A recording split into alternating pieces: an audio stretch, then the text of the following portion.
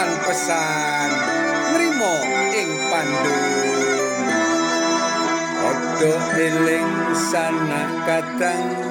aja sira padha lali eling pikir maring pangeran iku bisa dadi dalan lelakune putih pekerti manggon ana sirining ati senajan apoti lakoni Gusti Allah kang manjingi mulane aja ngersula yen nandang kemelaratan satuhune melarat lan sugih iku gelar mung kesasar la ilaha illallah la ilaha illallah la ilaha illallah Muhammadur Rasulullah la ilaha illallah la ilaha illallah la ilaha illallah Muhammadur Rasulullah.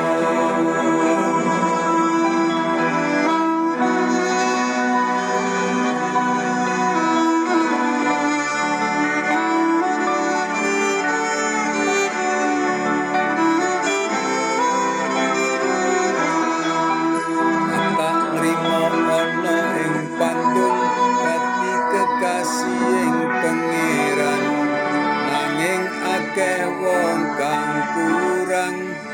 golek buah kanggo nyandang ora ana ati sumeleh tansah ngongso-ngongso uripe nuruti hawa nafsune bakal ketun tembing urine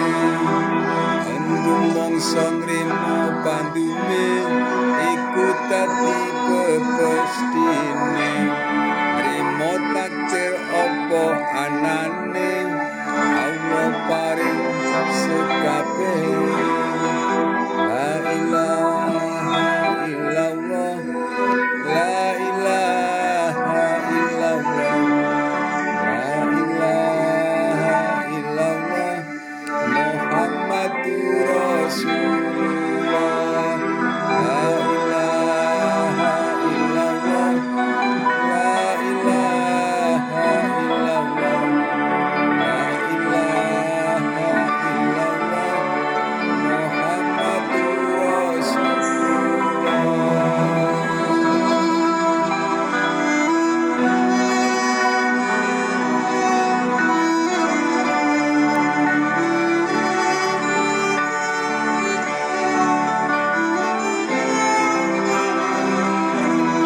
Ora gampang wong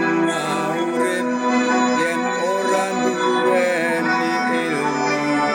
den wiwiti kawit alit kanthi temen ten tinemu anggelmu bisa kawujud menawa yen dilakoni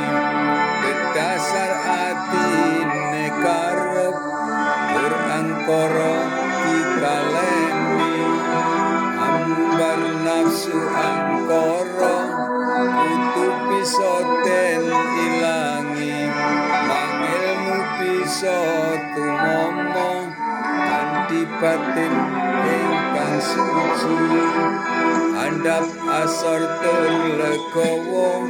dadi laku kang utama tansah sabar lan narimo welas asih lan ngapura